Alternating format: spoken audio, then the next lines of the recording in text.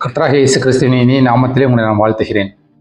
வேதத்தின் அதிசயங்கள் என்ற பகுதியின் மூலமாக இன்று நாம் காணவிருக்கும் ஒரு தலைப்பு உகந்த விண்ணப்பம். உகந்த விண்ணப்பம் என்ற தலைப்பிலே நாம் பார்க்க போகிறோம். 1 ராஜாக்கள் 3ஆம் அதிகாரம் 10வது வசனத்திலே பாருங்கள். சாலமோன் இந்த காரியத்தை கேட்டது ஆண்டவருடைய பார்வைக்கு உகந்த விண்ணப்பமாய் இருந்தது என்று வேதம் சொல்கிறது. சாலமோனுடைய வாழ்க்கையிலே காணப்பட்ட ஒரு காரியம் இது. சாலமோனுடைய சொப்பனத்திலே கர்த்தர் தரிசனமாகி, நீ விரும்புகிறதை என்னிடத்தில் கேள் என்று சொல்கிறார். அப்படி கர்த்தர் சாலமோனிடத்தில் சொல்லும் பொழுது சாலமோன் கர்த்தரை பார்த்து, இவ்வளவு திரளாய் இருக்கும் இஸ்ரவேல் ஜனங்களை நியாயம் விசாரிக்கவும் நன்மை தீமை இன்னது என்று அறிந்து கொள்ளும்படியாகவும் ஞானமுள்ள இருதயத்தை அடியேனுக்கு தாரும் என்று சொல்லி சாலமோன் கேட்பதை பார்க்கிறோம். அப்படி சாலமோன் ஞானமுள்ள இருதயத்தை தாரும் என்று கர்த்தரிடத்தில் கேட்டது கர்த்தருடைய பார்வையிலே உகந்த விண்ணப்பமாய் காணப்பட்டது. பிரியமானவர்களே, ஏன் சாலமோன் கேட்ட விண்ணப்பம் உகந்த விண்ணப்பமாய் இருந்தது என்று சொல்லி நாம் வேதத்திலே பார்க்கலாம். முதலாவது ஒன்று, யாரிடம் நாம் கேட்கிறோம் அல்லது நமக்கும் அவருக்குமான உறவு எப்படிப்பட்டதாய் இருக்கிறது என்பதை நாம் சிந்திக்க வேண்டும். 2 சாமுவேல் 7ஆம் அதிகாரம் 14வது வசனத்திலே பாருங்கள். நான் அவனுக்கு பிதாவாய் இருப்பேன், அவன் எனக்கு குமாரனாய் இருப்பான் என்று சொல்லி கர்த்தர் சாலமோனை குறித்து சொல்வதை நாம் பார்க்கிறோம். பிதா குமாரன் என்ற உறவு, அப்பா மகன் என்ற ஒரு உறவு அங்கே இருப்பதை நாம் பார்க்கிறோம். 1 ராஜாக்கள் 3ஆம் அதிகாரம் 3வது வசனத்திலே பாருங்கள். சாலமோன் கர்த்தரிடத்தில் அன்பு கூர்ந்து என்று வேதம் சொல்கிறது. அப்படி என்று சொன்னால், விண்ணப்பிக்கிற நாம் எப்படிப்பட்ட உறவு உள்ளவர்களாய் இருக்கிறோம், கர்த்தரிடத்தில் நமக்கு இருக்கும் உறவு எப்படிப்பட்டதாய் இருக்கிறது. இப்படி ஐக்கியமான இணக்கமான ஒரு உறவு இருக்கும் பொழுது நாம் செய்யும் விண்ணப்பம் உகந்த விண்ணப்பமாய் காணப்படும். பிரியமானவர்களே, இரண்டாவது, நம்முடைய விண்ணப்பம் உகந்த விண்ணப்பமாய் இருக்க வேண்டும் என்று சொன்னால், எதை கேட்கிறோம், எதை குறித்து நாம் விண்ணப்பிக்கிறோம் என்பது மிகவும் முக்கியமானது. 1 ராஜாக்கள் 3ஆம் அதிகாரம் 9வது வசனத்திலே பாருங்கள். ஆகையால் உமது ஜனங்களை நியாயம் விசாரிக்கவும் நன்மை தீமை இன்னது என்று வகையறுக்கவும் அடியேனுக்கு ஞானமுள்ள இருதயத்தை தந்தருளும். ஏராளமாய் இருக்கிற இந்த உமது ஜனங்களை நியாயம் விசாரிக்க யாராலே ஆகும் என்றான் என்பதாக வேதம் சொல்கிறது. பாருங்கள், சாலமோன் எதை கேட்டான்? சாலமோன் தாவீதுக்கு பின்பாக இஸ்ரவேல் ஜனங்களின் மீது ராஜாவாக இருக்க வேண்டும், அப்படி ராஜாவாக இருந்து இஸ்ரவேல் ஜனங்களை நியாயம் விசாரிக்க வேண்டும் என்று கர்த்தர் சித்தம் வைத்திருந்தார். கர்த்தர் ஒரு திட்டம் வைத்திருந்தார். அந்த திட்டத்தின் அடிப்படையிலே சாலமோன் கேட்பதை நாம் பார்க்கிறோம். இந்த ஜனங்களின் மீது என்னை ராஜாவாக அபிஷேகம் பண்ணி இருக்கிறீரே, ஏற்படுத்தி இருக்கிறீரே, இவர்களை நியாயம் விசாரிக்க என்னை ஏற்படுத்தி இருக்கிறீரே, இவர்களை நியாயம் விசாரிக்க வேண்டும் என்ற உமது சித்தத்தின் அடிப்படையிலே இவர்களை நியாயம் விசாரிக்க எனக்கு ஞானமுள்ள இருதயம் வேண்டும் என்று சாலமோன் கேட்பதை நாம் பார்க்கிறோம். பிரியமானவர்களே, அது மாத்திரமல்ல, சாலமோன் ஞானமுள்ள இருதயம் வேண்டும் என்பதை தனக்குள்ளாக விருப்பமாக கொண்டிருந்தான். நாம் எதை கேட்கிறோம்? தேவனுடைய திட்டத்தின் அடிப்படையிலே கேட்கிறோமா? தேவனுடைய சித்தத்தின் அடிப்படையிலே நாம் கேட்கிறோமா? அதுவே நம்முடைய விருப்பமாகவும் இருக்கிறதா என்பதை நாம் புரிந்து கொள்ள வேண்டும். பிரியமானவர்களே, நாம் கேட்பது தேவனுடைய திட்டத்தின் அடிப்படையிலே நாம் கேட்கிறோம் என்றால், அதுவே நம்முடைய விருப்பமாய் இருக்கிறது என்று சொன்னால், நிச்சயமாகவே நம்முடைய விண்ணப்பம் உகந்த விண்ணப்பமாய் இருக்கும்.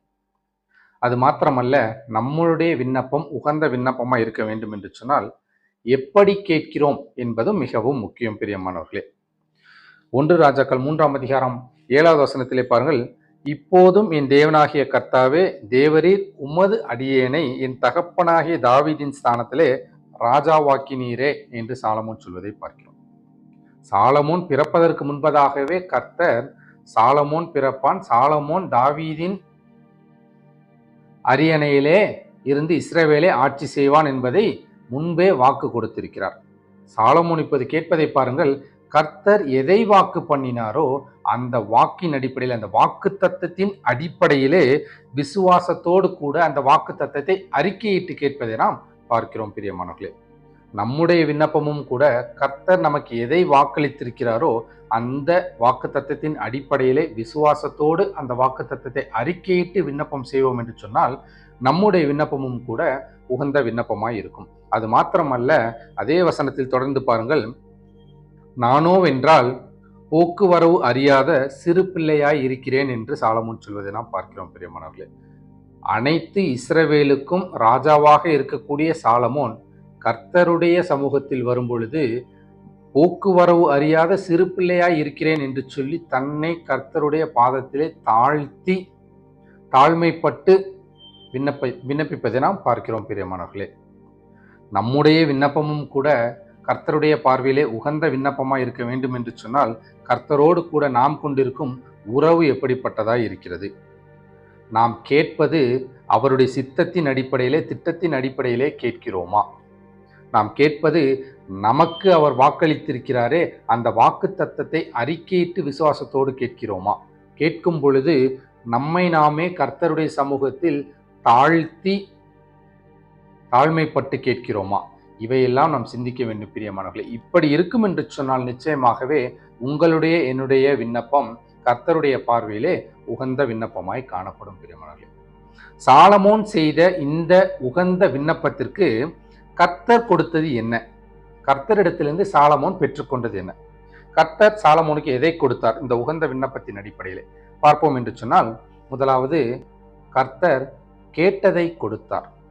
சாலமோன் எதை கேட்டானோ அதை கொடுத்தார். 1 ராஜாக்கள் 3ஆம் அதிகாரம் 12வது வசனத்திலே பாருங்கள், உன் வார்த்தைகளின்படி செய்தேன் என்று சொல்கிறார். அப்படி என்று சொன்னால் சாலமோன் ஞானமுள்ள இருதயத்தை தாரும் என்று சொல்லி கர்த்தரிடத்தில் கேட்டான். கர்த்தராகவே அவனுடைய வார்த்தையின்படியே அவனுக்கு ஞானமுள்ள இருதயத்தை கொடுத்தார். பிரியமானவர்களே, எதை கேட்டானோ அதையே கர்த்தர் கொடுத்தார். கேட்டதை கர்த்தர் கொடுத்தார். இரண்டாவது கர்த்தர் கொடுத்தது என்ன? கேட்க மறந்ததையும் கொடுத்தார். பாருங்கள், அதே வசனத்தில் உன் வார்த்தைகளின்படி செய்தேன், ஞானமும் உணர்வும் உள்ள இருதயத்தை உனக்கு தந்தேன் என்று சொல்லி கர்த்தர் சொல்லியிருக்கிறார். சாலமோன் கேட்டது என்னவோ ஞானமுள்ள இருதயம், கேட்க மறந்தது உணர்வுள்ள இருதயம். கர்த்தர் அங்கே பாருங்கள், ஞானமும் உணர்வும் உள்ள இருதயத்தை கொடுத்தேன் என்று சொல்கிறார். இந்த ஞானம் உணர்வு என்று சொல்லி நாம் 2 வார்த்தைகளை பார்க்கிறோம். ஆங்கில வேதாகமத்திலே இதைத்தான் விஸ்டம் அண்ட் டிசர்ன்மெண்ட் அல்லது டிசர்னிங் ஸ்பிரிட் என்று சொல்லி இருக்கிறது. சாலமோன் கேட்டது ஞானம். ஞானம் என்பது உலகத்திலிருந்து பெற்றுக்கொள்ளக்கூடிய ஒன்று, உலகத்திற்காக பயன்படுத்தக்கூடிய ஒன்று. உலகத்திலிருந்து பெற்று உலக காரியங்களுக்காகவே பயன்படுத்தக்கூடியது ஞானம். ஆனால் இந்த உணர்வுள்ள இருதயம், டிசர்னிங் ஸ்பிரிட் ஆர் டிசர்ன்மெண்ட் என்பது உலகத்திலிருந்து உங்களால் பெற்றுக்கொள்ள முடியாது. வேறு எவரும் உங்களுக்கு கொடுக்க முடியாது. கர்த்தர் கொடுத்தால் மாத்திரமே இந்த உணர்வுள்ள இருதயம் நமக்கு கிடைக்கும். பிரியமானவர்களே, இந்த உணர்வுள்ள இருதயம் செய்வது என்ன? சாலமோனுடைய விண்ணப்பத்திலே பாருங்கள், முதலாவது நியாயம் விசாரிக்க, இவ்வளவு திரளான இஸ்ரவேல் ஜனங்களை நியாயம் விசாரிக்க மற்றும் நன்மை தீமை இன்னது என்று அறிந்து கொள்ள என்று சொல்லி ஞானமுள்ள இருதயத்தை தாரும் என்று சொல்லி கேட்பதை நாம் பார்க்கிறோம். நியாயம் விசாரிக்க ஞானம் வேண்டும், நன்மை தீமை இன்னதென்று அறிந்து கொள்ள உணர்வுள்ள இருதயம் வேண்டும். இந்த உணர்வுள்ள இருதயம் அல்லது இந்த டிசர்ன்மெண்ட் என்று சொன்னால் ஒருவரை பார்த்த மாத்திரத்திலேயே அவர் எப்படிப்பட்ட ஆவியை உடையவராய் இருக்கிறார், நல்லவரா கெட்டவரா, ஒரு காரியத்தை பார்த்த உடனே இது நன்மையானதா தீமையானதா என்பதை உணர்ந்து கொள்ளும் பகுத்தறியக்கூடிய ஒரு வரம் அல்லது பகுத்தறியக்கூடிய ஒரு ஆவி. இதை கர்த்தர் சாலமோனுக்கு கொடுத்தார். நன்மை தீமை இன்னது என்று அறிந்து கொள்ள வேண்டும் என்று கேட்டாயே, அதற்கு உணர்வுள்ள இருதயமும் வேண்டும். அதை கேட்க மறந்தாய், அதையும் நான் கொடுக்கிறேன் என்று சொல்லி சாலமோன் கேட்க மறந்ததையும் கர்த்தர் அங்கே கொடுத்தார். மூன்றாவதாக கர்த்தர் என்ன கொடுத்தார்? கேளாததையும் கொடுத்தார். 1 ராஜாக்கள் 3ஆம் அதிகாரம் 13வது வசனத்திலே பாருங்கள், இதுவும் அன்றி நீ கேளாத ஐஸ்வர்யத்தையும் மகிமையும் உனக்கு தந்தேன் என்று சொல்கிறார்.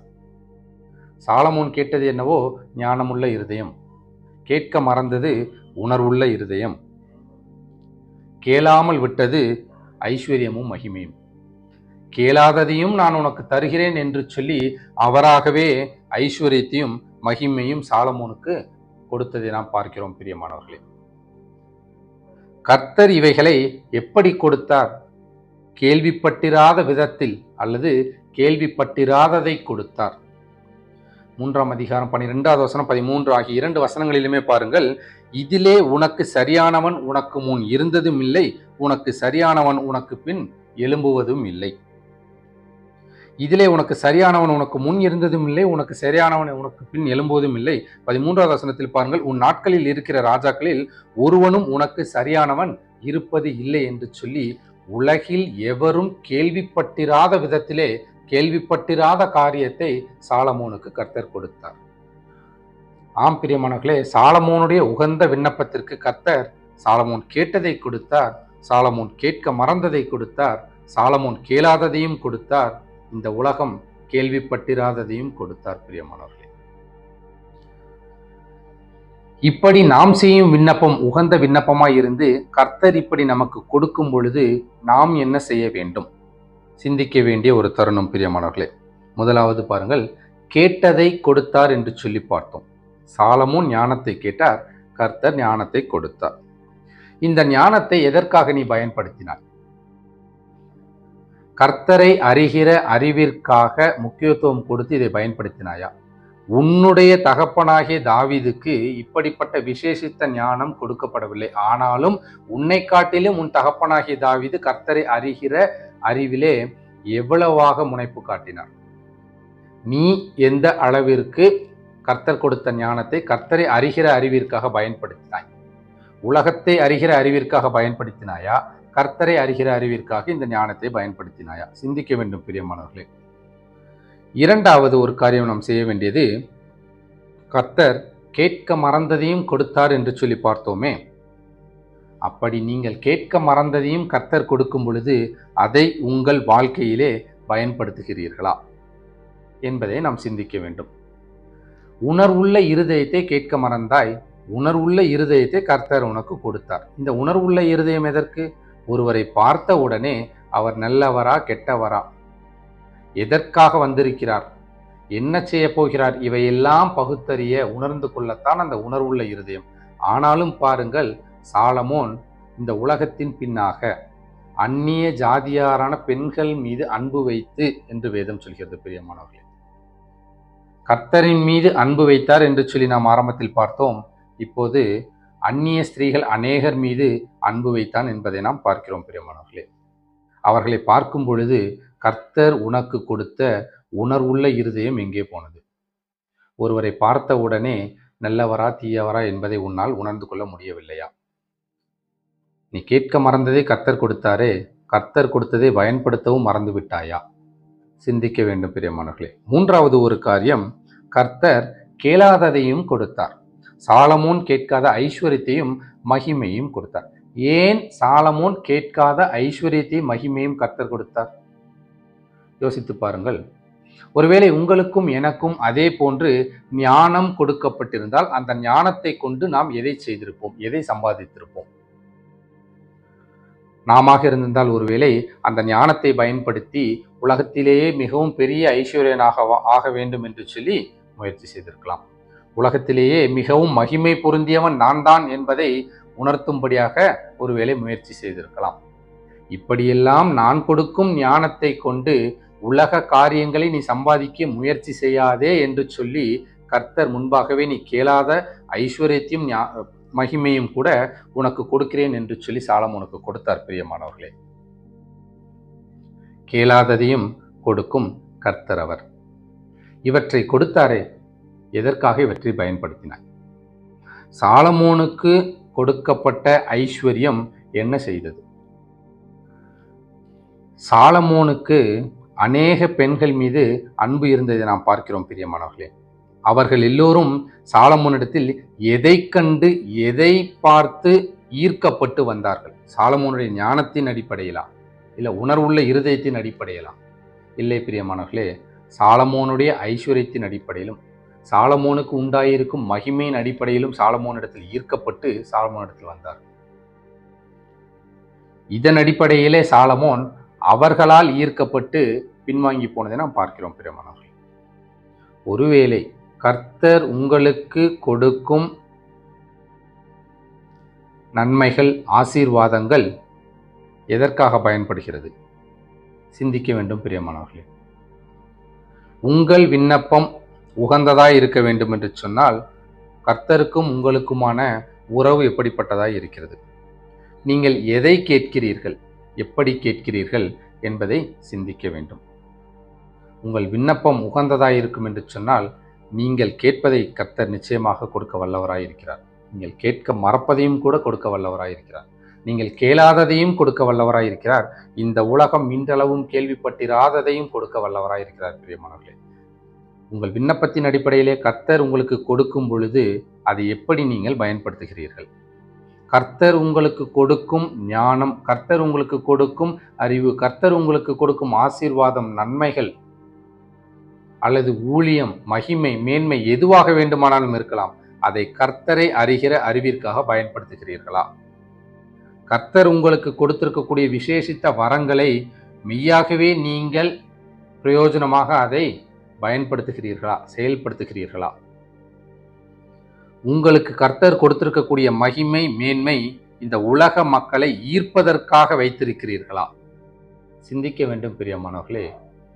ஜாக்கிரதையாய் நடக்க வேண்டிய காரியம் இது.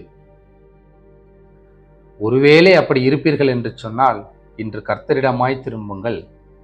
பின்வாங்கி போன சாலமோனை போல் அல்ல, கர்த்தர் உங்களை ஊன்ற கட்ட வல்லவராய் இருக்கிறார்.